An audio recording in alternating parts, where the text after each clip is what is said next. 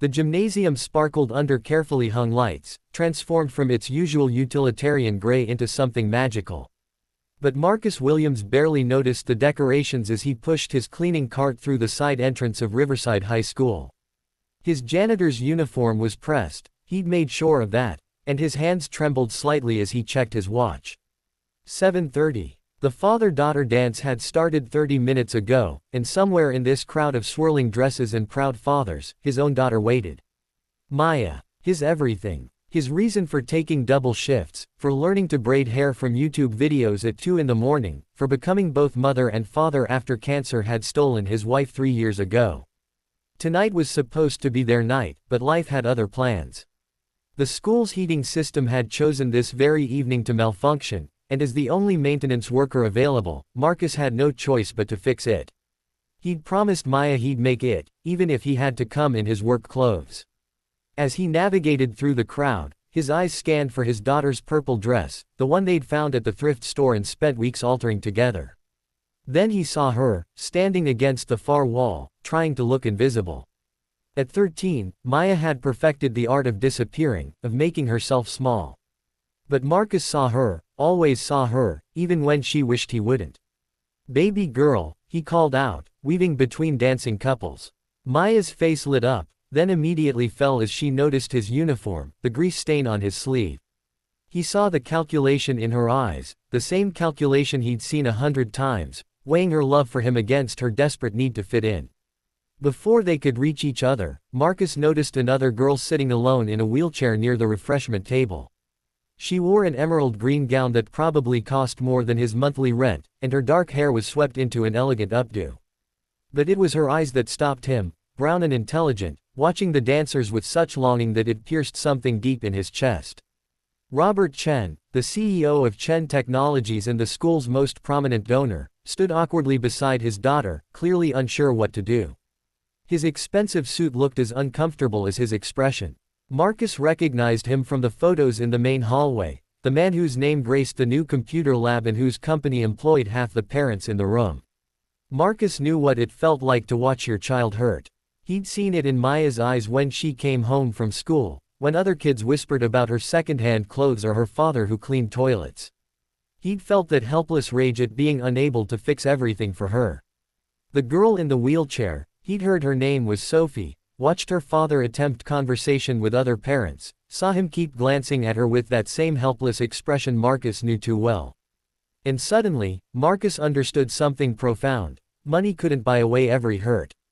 A corner office couldn't erase the pain of watching other girls dance with their fathers while you sat still. His feet moved before his brain caught up.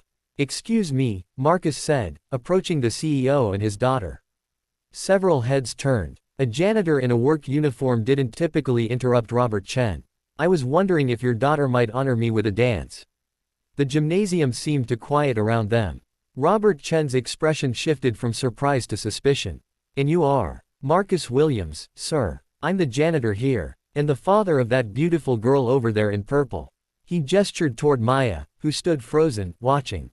"I was running late tonight, but I believe every young lady at this dance deserves to feel special, especially one as lovely as your daughter." Sophie looked up at Marcus with startled eyes. "I can't dance," she said softly.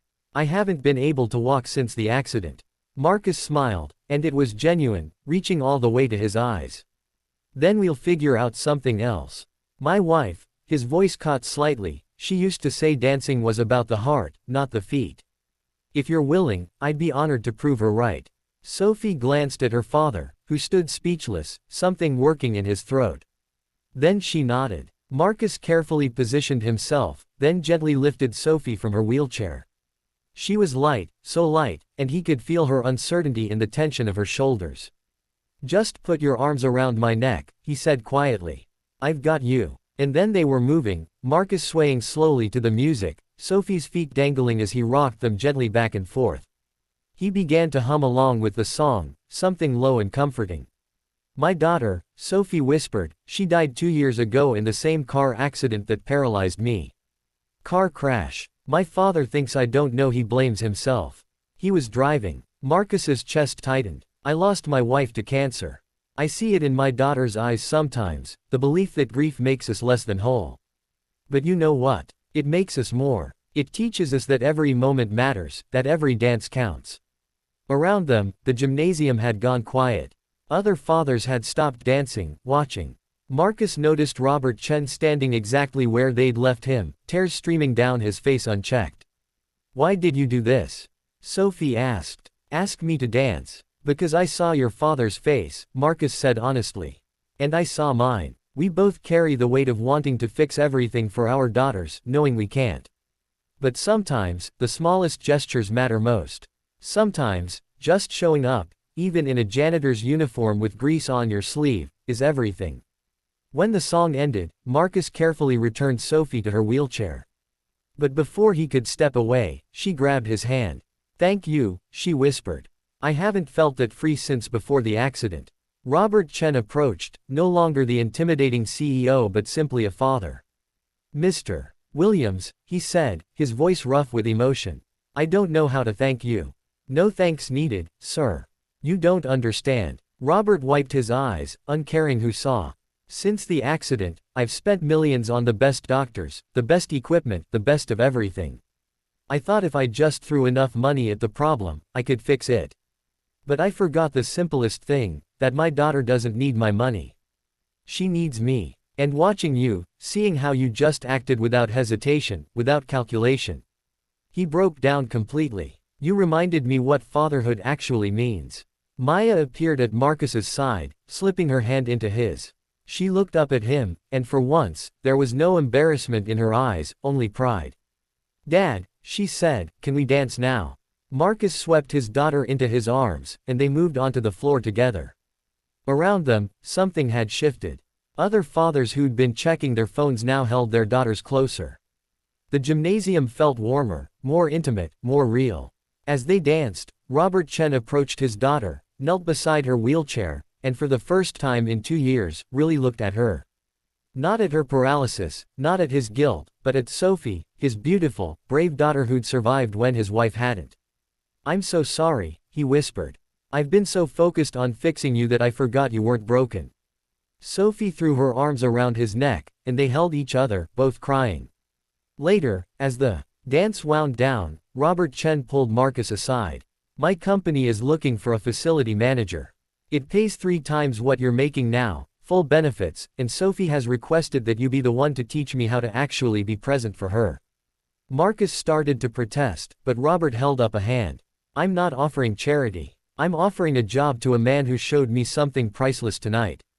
That real wealth isn't measured in bank accounts, it's measured in moments like these. In having the courage to extend kindness when no one expects it. Marcus accepted, not for the money, but for the handshake that came with it, the recognition between 2 fathers trying their best in an imperfect world. As Marcus and Maya left the gymnasium that night, hand in hand, Maya said, Dad, you know everyone saw you in your janitor uniform, right? Marcus smiled. I know, baby girl. And you know what? I've never been more proud to be your daughter. Marcus stopped, pulling his daughter close. That, he said, his voice thick with emotion, is worth more than any paycheck or fancy title. Sometimes the smallest acts of humanity create the biggest ripples. Sometimes, all it takes is one person willing to see another person's pain and say, I've got you. And sometimes, the real measure of a man has nothing to do with his job title and everything to do with his willingness to dance.